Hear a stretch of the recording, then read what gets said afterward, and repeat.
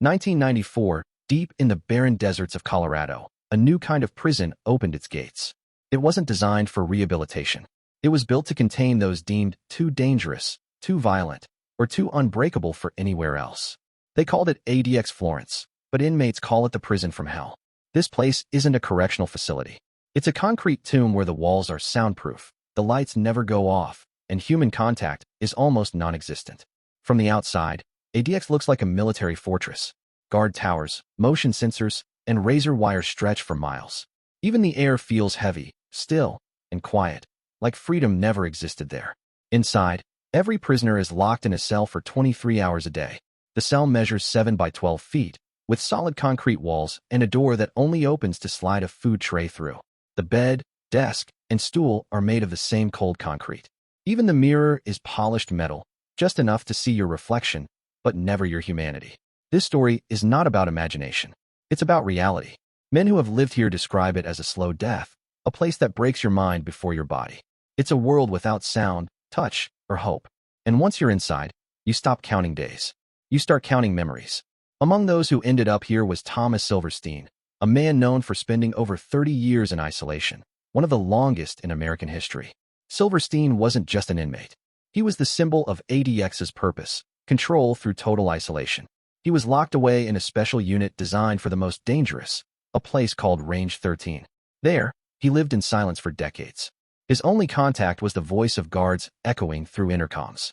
He once said the silence felt like it screamed louder than any voice he ever heard. But it wasn't just killers or gang leaders who ended up here. Former FBI agents, terrorists, drug lords, even high-profile criminals like Ted Kaczynski, the Unabomber, shared this fate. Inmates rarely see each other. When they move alone. Showers are automatic. Exercise happens in a small concrete box, not much larger than a cell, with a narrow slit of sky overhead, just enough to remind them the world still exists. One ex-inmate described it like this: ADX doesn't kill you fast. It erases you slowly.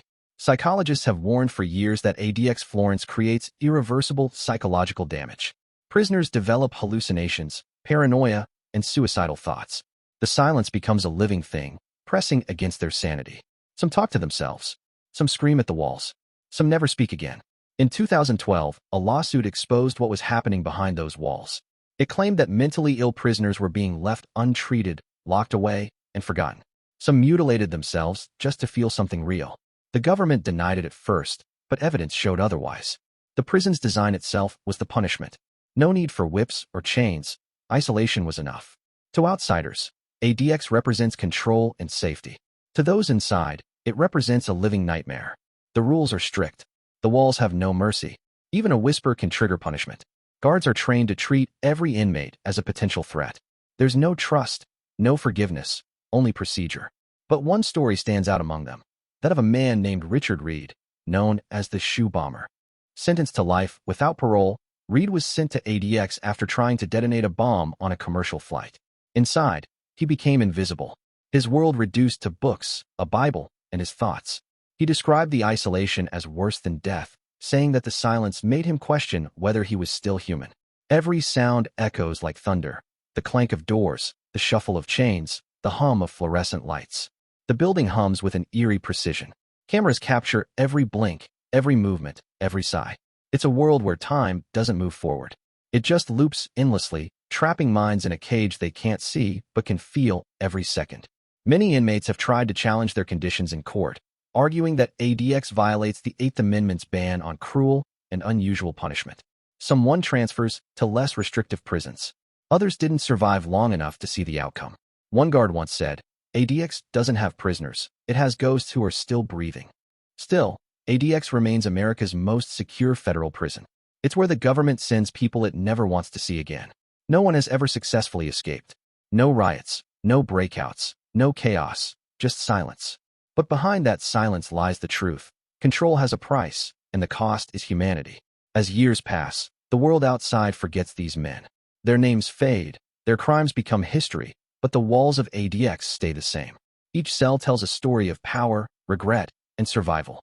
For some, it's punishment. For others, it's a reminder that the human mind can only endure so much before it breaks completely. One former officer admitted that even guards struggle with the atmosphere. Working here, he said, You feel like you're locked in too. The walls don't let you go home easily. And yet, despite its reputation, the prison continues to expand its legacy, not through redemption, but through fear. ADX Florence isn't just a facility. It's a statement. There's no redemption for some men, only containment.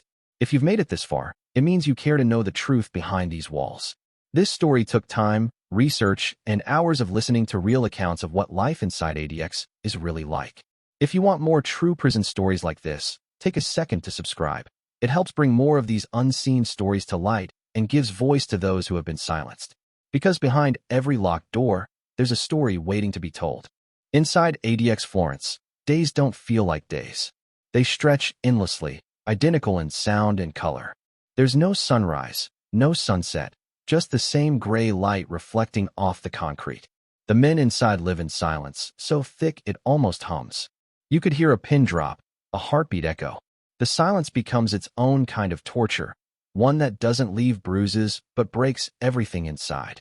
Former inmates describe the daily routine as mechanical. At exactly 5:30 a.m., bright lights flicker on, not because anyone needs to see, but because control begins with consistency. Breakfast comes through a slot. Plastic trays with eggs that taste like chalk, bread that's more air than food. No conversation, no faces, just hands pushing metal through metal. Then the waiting begins. Hours of staring at walls, tracing cracks, counting the grooves on the floor. Some read books. Some write letters that will never get replies. Others stare at their reflection in the metal mirror, wondering if the person staring back is still real. One man, whose name was withheld for security, said he used to talk to ants that crawled under the cell door. He said they were his only company. Another inmate created an imaginary friend from the pattern of the ceiling cracks. For him, it was survival. Every movement in ADX is controlled. Prisoners shower 3 times a week, each time alone in a booth surrounded by steel bars. When they're allowed outside, it's in a cage known as the dog run. The sky looks distant, unreachable. It's the only color they see that isn't gray. Some cry when they first look up, not because of emotion, but because they've forgotten what open space feels like. But behind the design of ADX is a darker story, one built on psychology and precision. The prison structure was crafted to eliminate interaction. It's not about punishment alone. It's about dismantling identity. Architects worked with behavioral scientists to create an environment where prisoners could never bond, never plan, never belong. The system is so tight that 2 inmates can live side by side for 10 years and never know each other's names. Guards patrol with mirrored sunglasses, hiding their eyes. Orders come through speakers. Cameras record everything. Human contact is replaced by a robotic rhythm of control. It's efficiency without empathy. Inmates like Ramzi Youssef, the 1993 World Trade Center bomber, have called ADX home for decades. So did Joaquin El Chapo Guzman, one of the world's most notorious drug lords. Both are locked away, unseen, unheard, erased from the world's memory. The United States built ADX for men like them, men whose crimes shook nations. But for every headline-making inmate, there are others whose names you've never heard. Men who committed smaller crimes but ended up here because they lashed out, attacked a guard, or rebelled in another prison.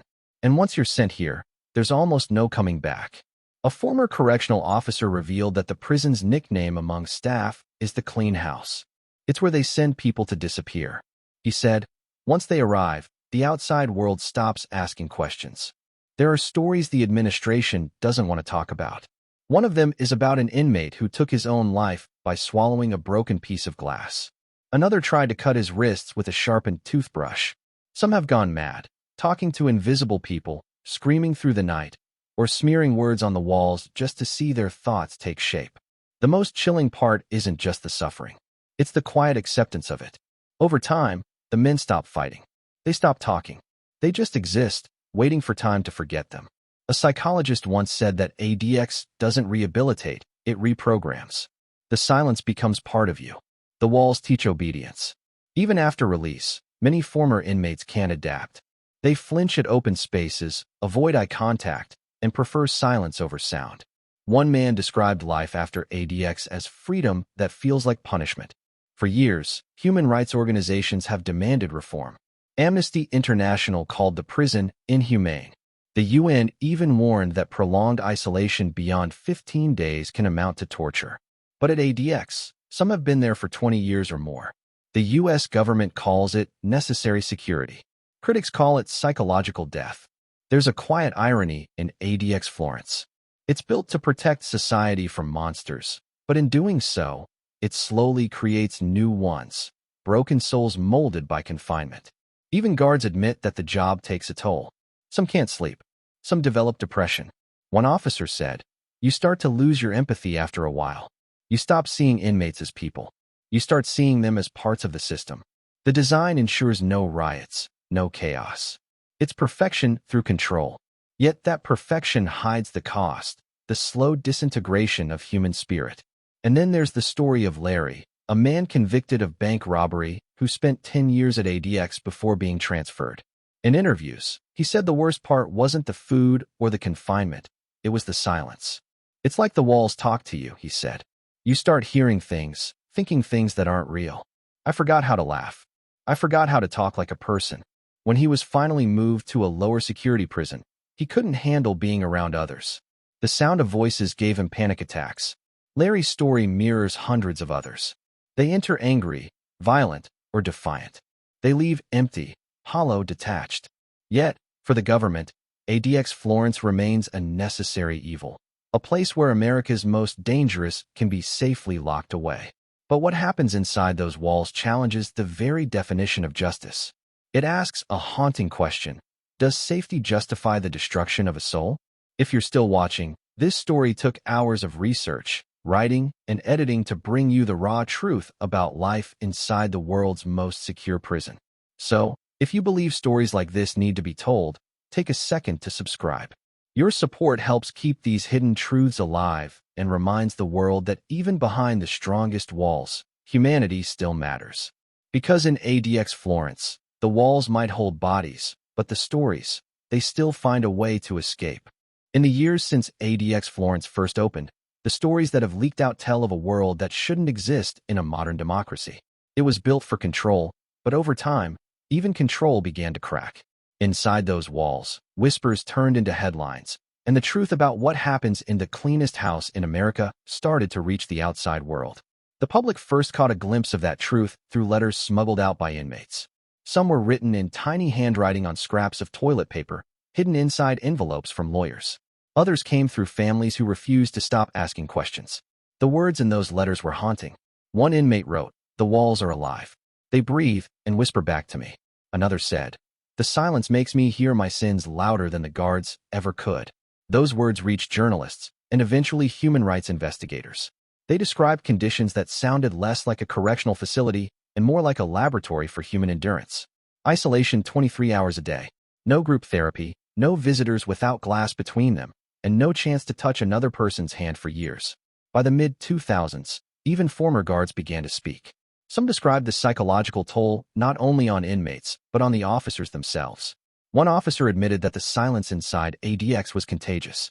He said, "After a while, you start whispering even when you're off duty." Another confessed he had nightmares of the same metallic doors slamming shut. They all said the same thing. ADX doesn't just cage the prisoners. It traps everyone who walks in. Then came the lawsuits. Prisoners with mental illness filed federal complaints claiming that ADX violated the 8th Amendment, the one that forbids cruel and unusual punishment. Their lawyers argued that the prison ignored medical care and used isolation as a weapon. Some inmates claimed they begged for help, but were given only tranquilizers and silence. The government denied wrongdoing, but quietly settled several cases. Part of those settlements included moving some mentally ill inmates out of ADX to medical facilities. But for the rest, nothing changed. The lights still flicked on at 5:30. Meals still came through slots. Time still stood still. Among those who survived long enough to be released, life outside was another kind of prison. The world had changed: cell phones, social media, cars that drove without keys. Some didn't know how to cross a street anymore. One man said he couldn't sleep in a normal bed because it felt too open. Another refused to turn off his bathroom light because darkness reminded him of solitary. These stories forced people to ask a hard question: when does punishment end and cruelty begin? In 2015, a documentary filmmaker managed to interview families of former inmates. One mother said her son's voice changed completely after ADX. He spoke slowly, like words were heavy. He didn't recognize himself in the mirror. She said, "They call it the clean house, but it cleaned the life right out of him." That documentary went viral, pulling the curtain back on America's Supermax. Lawmakers visited, journalists demanded transparency, and activists called for reform. The Bureau of Prisons responded by saying that ADX Florence is a last resort for the most violent offenders. But the footage and testimonies painted a different picture, one of men locked in cells smaller than a parking space for decades. Yet, through all the darkness, some stories of redemption still shine. A handful of men who served time there now speak publicly about what it did to them. They talk to students, record podcasts, and advocate for prison reform. One of them, a former gang member, said that ADX broke his body but freed his mind. He said, "In that silence, I heard who I really was. I heard the voice I'd been running from my whole life." Others weren't so lucky. In 2019, a man serving a life sentence took his own life inside his cell. He left a note that said only 2 words, "Still here." Those 2 words summed up what ADX Florence represents, a place where people exist but don't truly live. Outside, the conversation about solitary confinement has grown louder. The United Nations and American psychologists continue to call it psychological torture. They say no human mind can survive total isolation without scars. The debate splits the country. Some believe ADX is necessary to keep the most dangerous from harming others, while others see it as a monument to cruelty. Even today, the prison operates under tight secrecy.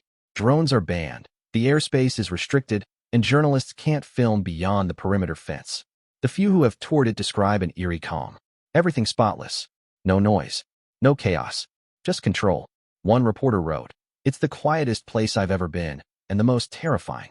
For those who've walked out alive, the experience becomes a lifelong echo. They talk about the sound of doors closing, a sound that never leaves them. They say that once you've been in ADX Florence, every open space feels like exposure. Every conversation feels too loud. Every night too empty. In the end, ADX Florence remains a contradiction. A fortress built to protect freedom by erasing it. A place designed to preserve order but haunted by its own silence. It is both the safest and the loneliest building in America. If you've made it this far, you now understand why it's called the prison from hell. This video took days to research and hours to bring to life. If you believe stories like this should continue to shine light on what happens behind those concrete walls, then hit subscribe and share this video. Every click, every comment, every share helps keep these voices alive. Because what makes ADX Florence terrifying isn't just its walls. It's the reminder that the line between justice and cruelty is thinner than we think. And as long as the doors stay locked, someone needs to keep telling what's behind them.